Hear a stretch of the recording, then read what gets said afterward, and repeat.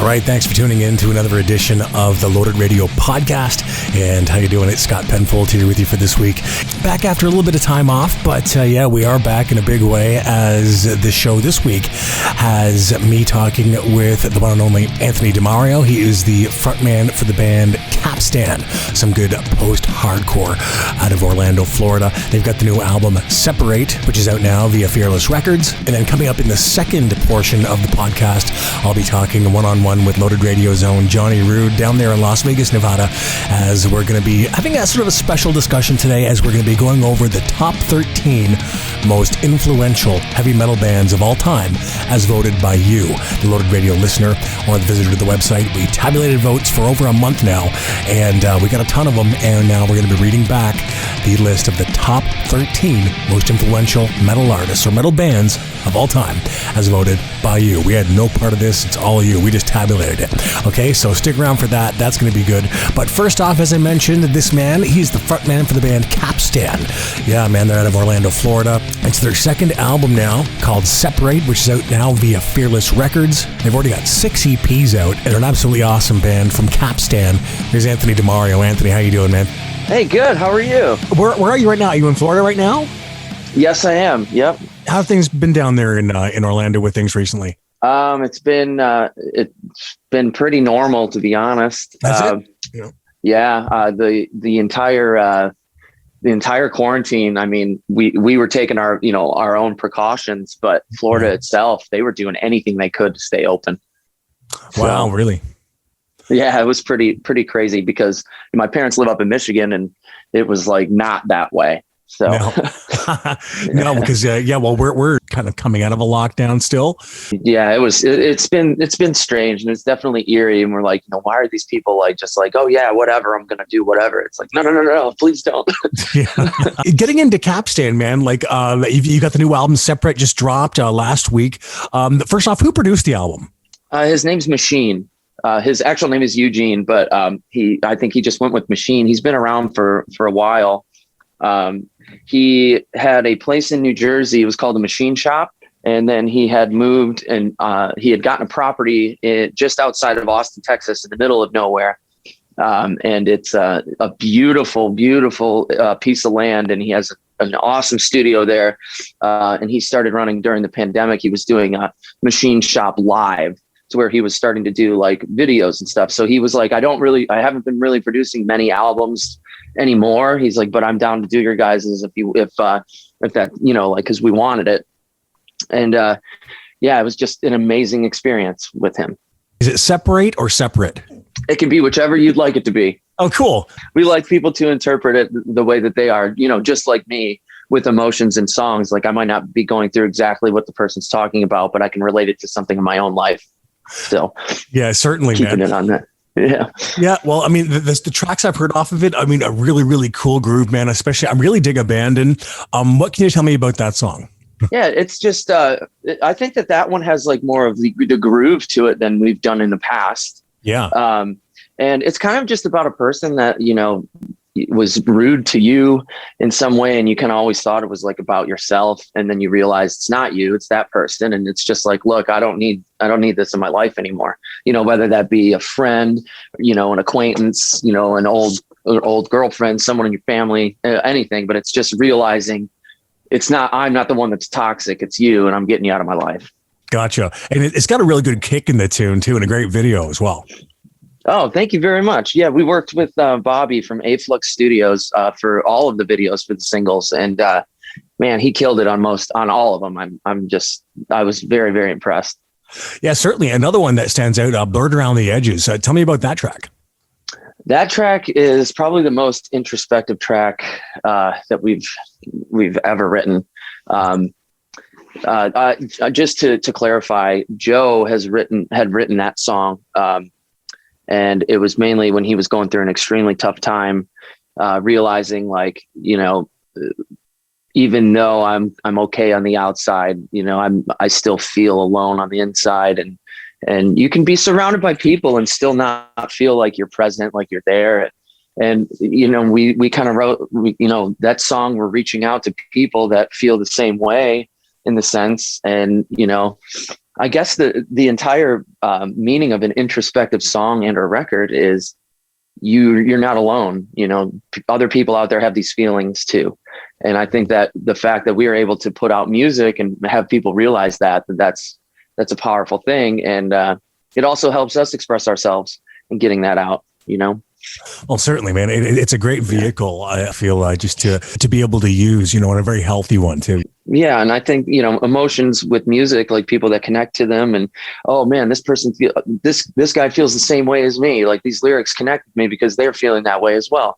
And I just think it's extremely powerful because that's what I went through when I was listening to music before I was even in a band, and music got me through it. So if we can reach our fans or people that even listen emotionally in some way to help, that, you know, that's a job well done, in my opinion. Absolutely, dude. Now, how did Saxel Rose get involved with that song? You know, so we were planning on having saxophone again. And on the last record, we had our friend Billy do the sax, but this time we were thinking about like, hey, we should get a couple of features because we don't normally do features on songs. And we just thought that saxophone part fit really well. And we've always been a fan of Saxel Rose just because he's an incredible musician. So we just decided, hey, let's reach out and see if he'll be down. And he was great guy, an awesome musician. Yeah, he's an incredible musician. That's really, really cool, man. And it sounds fantastic with you guys too. Oh, thank you. Yeah, he did his own little diddlies at the end and kind of harmonized them, and it just turned out to be exactly what we wanted. Just looking back at over the last year and a half, what did Capstan do in that time? Were you working on this album here? How did it affect things in the band? We were just about to hit our stride. We were on tour. We had just started. It was a month long, and we got to Palatine, Chicago, our third date. And we were, I think, one of the last tours to cancel after COVID started moving throughout the U.S. and people talking about it and everything. Yeah. And we were just like, okay, tour's canceled. What do we do now? Yeah. So we drove over to my parents in Detroit since we were close to figure out exactly what we were going to do and get a night's rest. And then we just drove back to Florida and gave ourselves a couple of days. And then we were like, look, we don't know what's going to happen, but let's just meet together, us five, every day, like a 9-to-5 job, and let's start writing. And I think that compared to being on the road all the time, when you're in the middle of trying to write a record, it's tough, you know, and sometimes you just have to be like, you know what, like we're on a time frame. This is just going to have to do, or, you know, I can't finish this song right now, so we'll have to deal with it when we're in the studio. For this record, we had so much time to focus on it that we wrote so many songs, and we were able to say, okay, this one doesn't fit. Let's scrap that one. Let's scrap this one. And I think that it really helped because in past records and EPs, even, we would never scrap a demo if I have recorded vocals on it, if vocals were finished on it. We would never scrap the song. It was a song, and that was going to be it. With this one, we scrapped, well, I think we wrote like 23 songs, and we ended up with 10. So it really helped us hone in on the writing process and demoing and just really take our time with writing these songs and making sure that every one of them could be a single. And that was like, I think the main thing about this record when we went into writing it was we want every single song to be able to be a single if we want it to. Well, all these leftover songs, you think that you would ever revisit them at some point? Absolutely. I think at least some of them, you know, some of them just didn't fit with the rest of the music that we had picked already. And then others just weren't a complete idea, or there was too many parts here and there. So I have a feeling that if we don't end up doing some kind of B-side thing, at least some parts could be recycled into another song, because I mean, we were proud of those songs. They just didn't really work for the record. And now that the record is complete and you've got this, now that things are starting to open up, or the pandemic is starting to loosen up, what are the plans moving forward for Capstan? We actually have a tour coming up in November with Tiny Moving Parts in Belmont, and it's going to be, I think, from the 2nd or the 3rd of November. We're going to be doing like the Midwest to the West Coast, and then for us to get home, we're going to be doing some like a few headlining shows after that, heading back to Florida. Moving forward, even in next year, I mean, are you looking that far ahead yet, or right now is it just let's get through this year? It's kind of a get through this year, but we are also just hoping to land some decent tours in the beginning of next year and throughout next year. So yeah, we're looking forward, but I mean, as soon as touring comes back, that's going to be probably the main thing on our docket. Just forward, go. Let's go. Let's get it out there, because that's the best way, I think, to create fans and to spread your music, because, you know, you can see someone live and then meet them in person, and, you know, it's an entire experience. So that's probably going to be the main focus for us next year, especially. And final question, I guess, is how do you feel about the label post-hardcore for Capstan? Do you feel that really fits? Oh yeah, I think so. I think it's like a post-hardcore. But I mean, granted, the way we were kind of phrasing it, we were saying more of like a progressive post-hardcore, because we kind of intertwine a lot of genres, and I don't know. I think it just comes from all of our musical backgrounds, and we try to make it fit cohesively. But I think that's a decent way to put it. I mean, we got a little bit of everything in there, but in the majority of it, especially for this album, I think we kind of honed in on our sound. I would say that progressive post-hardcore really kind of works for it. Nice. That's a great title, man. Anthony, thank you. Thanks so much for taking the time today, man. Really do appreciate it. Yeah, absolutely. Thank you. I appreciate it. All right. Take care, Anthony. All right. You too. And there he is. That's Anthony Demario, frontman for the band Capstan. The new album is called Separate, and it's out now via Fearless Records. You can go and pick that up if you're into the post-hardcore. That's there for you, man. Progressive post-hardcore. That's right. But it's Scott Penfold here with you, and this is the Loaded Radio podcast. I'm now going to be joined by the one and only Johnny Rude from Loaded Radio. He's down there in Las Vegas, Nevada, at our studios down there. He's going to be joining us now. What's going on? A month ago, we set up on the website where we asked people to vote for who they thought were the most influential heavy metal bands of all time. We had actually a lot of people show up for this thing, man, or not show up, but, you know, come onto the site and vote. Sure. And we've got it down now to the top 13, dude. So, which is pretty cool, right? So lucky 13, Scott. Yeah. So over the last month, we've been tabulating all the votes, and we got a total of like over 32,000 people voted on this thing. Over 32,000. That's awesome. That's huge, dude. And if you're listening, just know that Johnny and I had no input on this. Nobody at Loaded Radio had any input on this list. Zero. I can admit that. Zero input on this. I'm hearing this all for the first time. This is going to be great. I love it. Yeah, so here we go. These are the top 13 most influential heavy metal bands of all time as voted by you, the Loaded Radio listener. Okay, so number 13, John, I think you're going to definitely appreciate this one, went to Pantera. Wow. Yeah, I can understand why they'd be on there. Extremely influential. I think that the Abbott brothers alone, I mean, created a subgenre of groove metal. I mean, what else can you say about them, right? Absolutely. It's funny that you brought them up first. I was just looking up hard rock and metal bands that have gone platinum, and every record they put out went platinum. Vulgar Display, I think, was 4 times platinum. Yeah. And it's amazing. And I read this statistic, to use that word, a few years ago. If they stuck around, if Pantera was still a band, they would have competed with Metallica for the top metal band on the planet. That's how huge they were. But, you know, as things would have it, the band broke up. But if they would have stuck around, and then if they would have got back together, it possibly equaled or surpassed Metallica.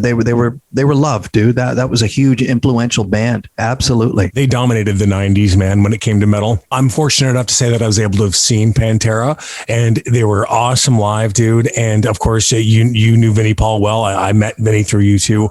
Just an absolutely incredible guy and an amazing drummer, just a fireball. Absolutely. So, I saw them many times. I worked with them a few times. That's how I got to know Vin.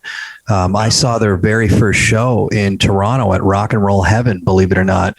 And I still, to this day, I was doing Follow Spot. I have my pass that I never, if you get a working pass, all access working pass, I still have it. I never stuck it on my my shirt, so to speak. And I have it crazy little footnote story to this. When I'm hanging here with Vin, one day we're out having pizza, and I said, "Hey man, I got to show you something." And he was saying, "Yeah, Johnny, what do you got? Some crazy tattoo of my face on your ass or something?" And I'm saying, "No, sorry, Vin, that'll be the next one." Yeah. But I showed him the pass, and he looked at it, and he goes, "Hey, that's me," and it's the face of them off the first record. It was really cool. I said, "Do you have any of these?" He goes, "No, you live in the moment." And he goes, "There was tons of stuff I could have collected, but you don't, flyers." And I agree. I understand. I have tons of stuff that I wish I kept as well. He said, "I would not be Vinnie Paul from Pantera if I didn't play that show in Toronto." And the reason he said that, Rob Halford from Judas Priest was in town, and he hopped up on stage, and they did I think 3 or 4 Judas Priest tunes. Yeah. And Rob Halford became friends with them, and he took them on the Painkiller tour over to Europe a few months later. That's what broke the band. And that's a story that Vin told me. And I was like, wow, that's heavy. And he said, if I didn't do that show in Toronto, I would not be Vinnie Paul right now, who I am. Coincidentally, the next night I was working with Stryper, and guess who hopped up on stage? Rob Halford. He hopped up with Stryper the following night at Rock and Roll Heaven. That would have been cool. Yeah, and I'd say there was 50 people there for Pantera. The unknown band. I couldn't tell you the day. It could have been a Thursday or a Friday night, but it wasn't busy. It was a unique show, and that's when I first met Vin and his brother, and the rest of the guys in the band. And I've gone on to hang with them and meet them in different, locations around the planet. But yeah, Vin and I became friends. And hey, number 13, Pantera, man, absolutely worthy. Number 12, this is a band that, some people may think it would not belong on the list, but I think you and I would certainly say that they do. That spot goes to the band Kiss. Well, I'm surprised. I mean, yes, absolutely. Again, going back to Pantera, who did they dress up as?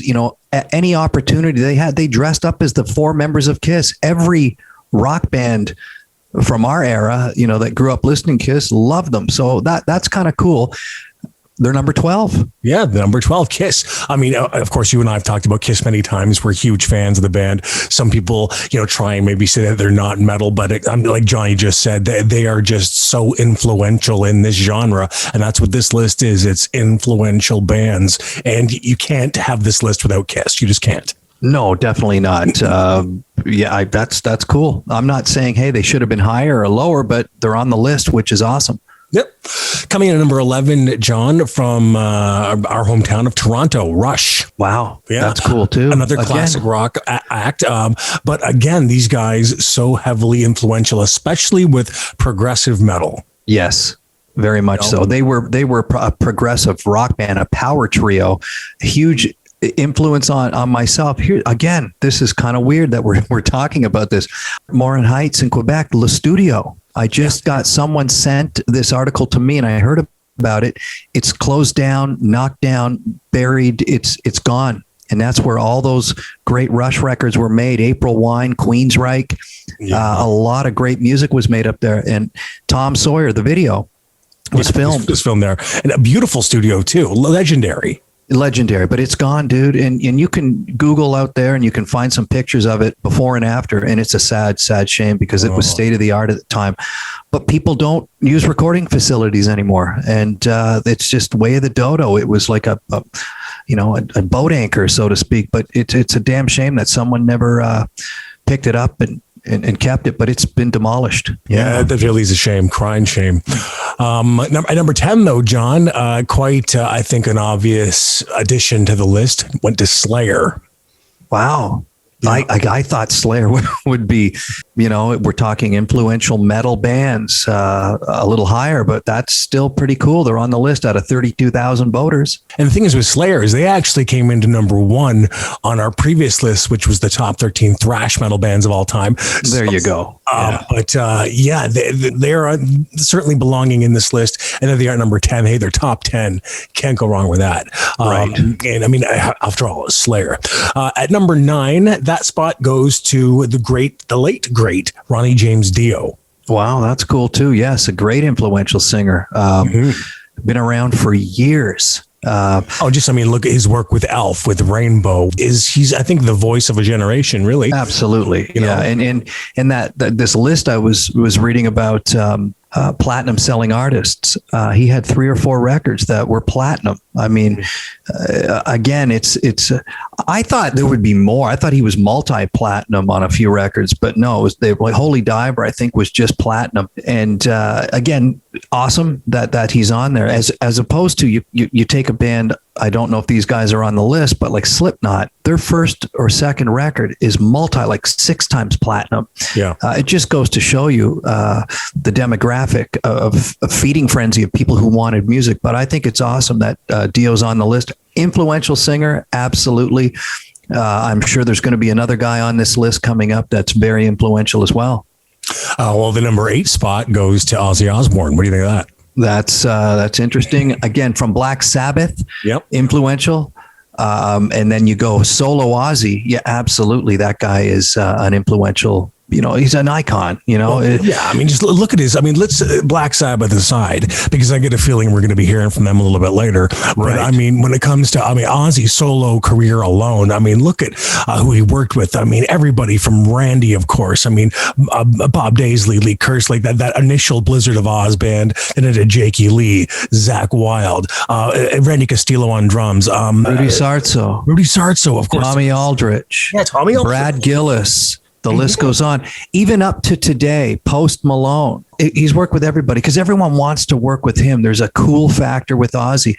Yeah. As much as he maybe went out of fashion, but he's always in fashion. And you can talk to someone who's into rap rock or rap or whatever trance music. You say Ozzy, they know exactly who you're talking about. Of course. The guy he endures despite drug and alcohol addiction. His eventual recovery, of course. I think he had a few relapses. He had a global hit TV reality show, The Marital Issues. I think they both cheated on each other. Oh yeah, he endures. He remains. You know what I mean? And you got to hand it to Ozzy. Yeah, he's again, it's iconic legend, dairy guy. If he walks into a room, people give a shit about that. It's not like if. I don't know, your random, sort of famous rock and roll star walks into a room. Yeah, hey, look who's that. Oh, if Ozzy walks into, it's Ozzy Osbourne, man. Exactly. How cool is that?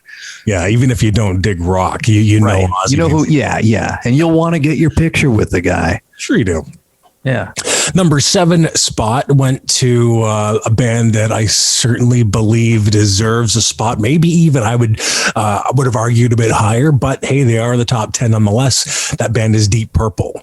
Yeah. Again, iconic. And the word here is influential. Who influenced, the new guard. And yes, Richie Blackmore, Deep Purple, Ian Gillan, Roger Glover, Ian Pace. Yeah, that's right. And now, and not to take anything away from Steve Morse, who's been playing guitar with them for many years now, who is just a phenomenal player as well. But I think that lineup with Richie Blackmore, it just really was, they were so iconic in metal.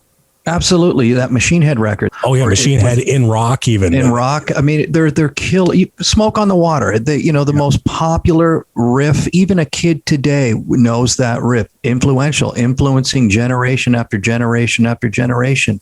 Huge. Deep Purple is a huge band, and Richie Blackmore went on to do Rainbow with Ronnie James Dio.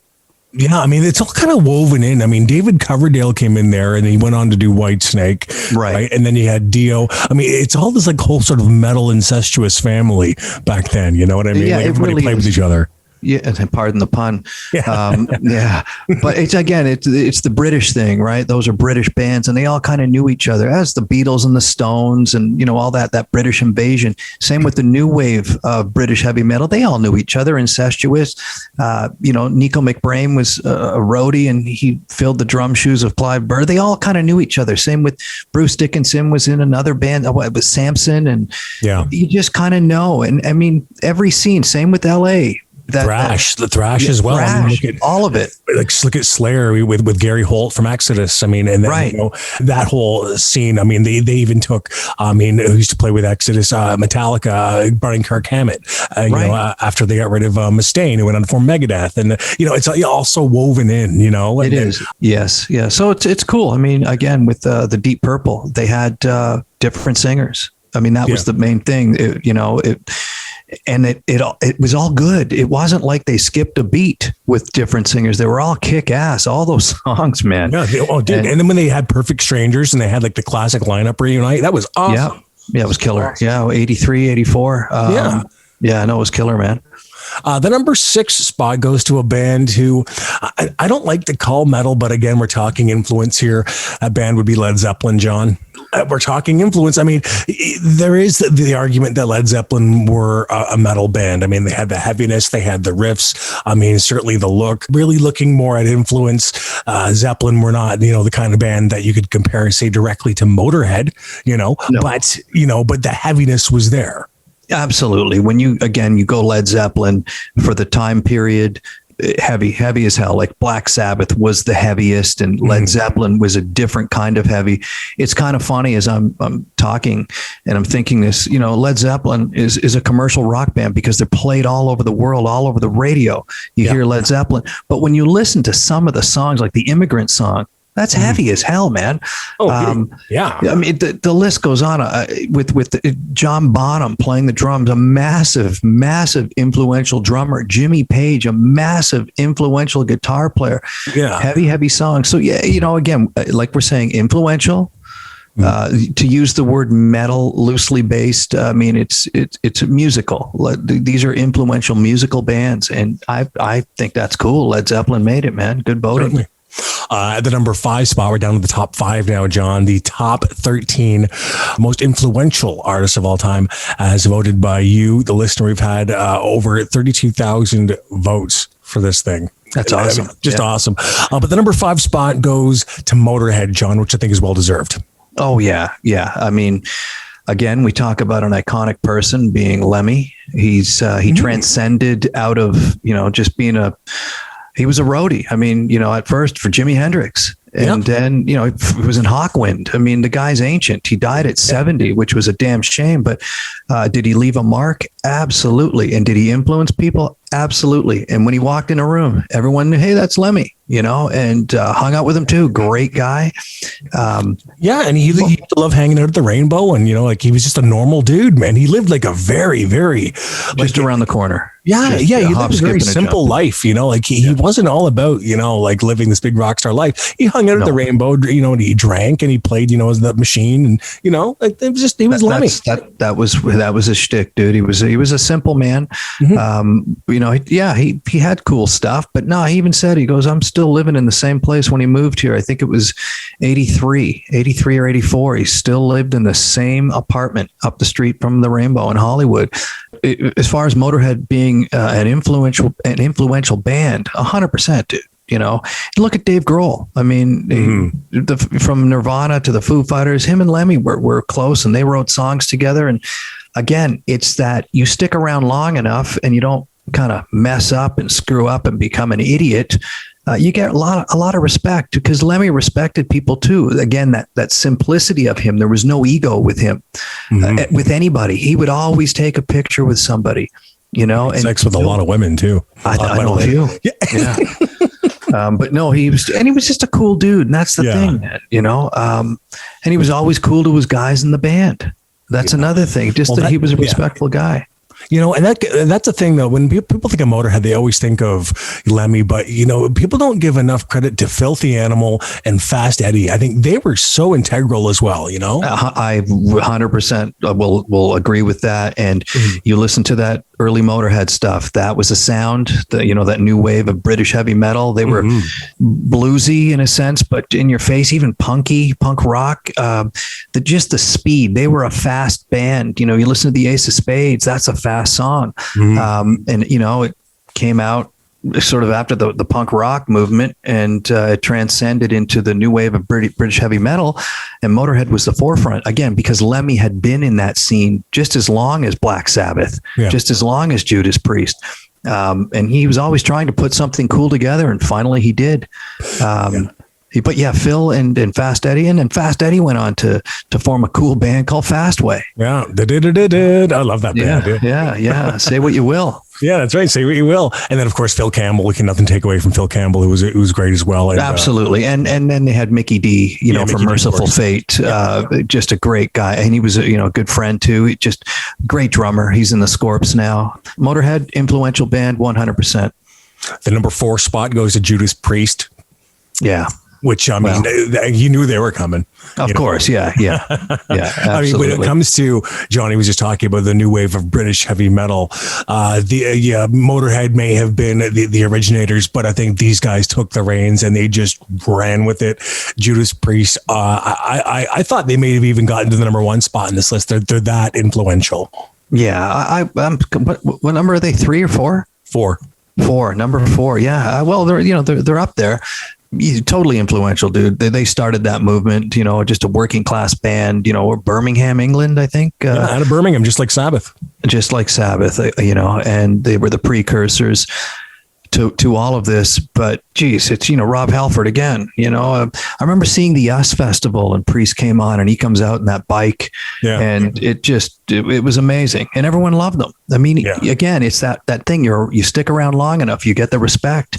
And Rob's gone on to form, a few different projects. He had Fight and then he did 2 with Trent Reznor. That's right. A very diversified guy, but again, it's all about Priest and the tours they go out with. I mean, well, let's play the whole British Steel record, or when they took Pantera out and did the Painkiller tour. That again, everyone was going, "Wow, these guys are still doing it and still influencing bands." And that song's killer, man. Painkiller, geez. We're down to the top 3. The number 3 for the top 13 heavy metal artists, as voted by you, the Loaded Radio listener, goes to Iron Maiden. Which would be, I guess, the other hand. If you had a right and left when it came to the new wave of British heavy metal, this would be the other hand to Judas Priest, I'd say. Yeah, absolutely. And if you think of this, everything we're really touching on here, it's kind of funny. A lot of British bands are influential metal bands. I mean, we've talked about Priest. We've talked about Motorhead. Now Iron Maiden, Zeppelin. They're all British. Yeah. Wow. Come on, North America, get on this list. Well, we're going to hit North America right now with number 2. That band would be Metallica, which I think we knew would be there. These guys are essentially, like we were saying earlier, they're the biggest metal band in the world. I mean, even just they're one of the biggest bands in the world right now. Absolutely. They've been one of the biggest bands, or if not the biggest rock band on the planet for 20 years. Yeah, for at least 20 years. There's no denying that. They're just, just 4 dudes from the Bay Area who just really started off as such a great thrash band and then evolving into what would, I guess, essentially be their own sound. They went through the Bob Rock phase, which some people love, some people don't. They seem to have returned to their thrash roots with their latest album, Hardwired to Self-Destruct. I can't wait to hear the new stuff they've been working on. Apparently that's thrashy as well and heavy too. So, but just see that full circle and just to see the amount of success this band has. I just think it's great that one of the biggest bands in the world today is a metal band, Yeah, it's amazing. And again, you go from Kill 'Em All, 1982, 83, and the pimply faced kids. It's amazing. And then it transcends to where they're at now. Seen them, I don't know how many times. Saw the Big 4 show in Indio, California. Went to Orion. You were there with AJ, right? Yeah, I went to Orion Fest in Jersey. And it's funny, I was looking up Orion Fest just a little while ago. I don't know. It was a 2-day festival. I don't remember it. And all these cool bands were on it. I didn't see any of them. Well, I remember when you went. Oh, I remember going, but we were just having such a good time. We were hanging. Yeah. Oh, buddy, it was out of control. But I'm just saying, and I've got the booklet flyer here. I've got all the passes and all the the crap that goes with it. But all these cool bands. Scott, it was a lot of the bands that are around today, but that you and I would go, hey, check this band out. No, cool. And you'd say, check this band out. They were on this bill and I didn't even see them. Really? Eh? No, even when I saw the Big 4 show in Indio, we were just hanging out and we could go anywhere we wanted, dude. It was amazing. But yeah, Metallica, absolutely, dude. If they're not number 1, they're number 2. And again, you could argue that point too, number one or number two. Could. But I mean, I think that when it comes to the number one spot, which goes to Black Sabbath, I don't think that there really is much argument there, though. I mean, it's just so set in stone that Black Sabbath. It's definitive on that for sure. I mean, 1970 when that first album came out, and those three chords of the song Black Sabbath, and you hear that on vinyl for the first time. I mean, it changed everything. It changed music. It brought about this great genre that has just flourished so well today into so many different subgenres, and it became, just so massive as it is, which is awesome, So for me, Sabbath was a little later. Again, being into Kiss. And again, 1970, and I would see the record. I'd go over to my buddy's house and I'd see this, and it was creepy. Yeah, creepy album cover. Creepy album cover, but so was Alice Cooper. Again, Max Webster, Rush, Alex Harvey and the sensational Alex Harvey Band. I don't know if you know what that, but this was all kind of cool music. Yeah. And the Black Sabbath was not that it was taboo; it was just kind of creepy and scary. And then once you started listening to it, it was creepy and scary. Yeah. Oh, it definitely was, especially side one. Yes. Look at that album cover too. The album cover. Yeah. It's like, what is this? And the name Black Sabbath. I mean, that was that horror movie. That was a Karloff movie, wasn't it? That's right. Yes. And Jack Nicholson. Yeah. Yeah. His first movie, dude. Was it really? Yeah. Yeah. Oh, but Boris Karloff's Black Sabbath. And again, Geezer Butler, I think he was the guy who came up with the name. But the record company put the upside down cross on the inside of the. Yeah. Just again, all the marketing.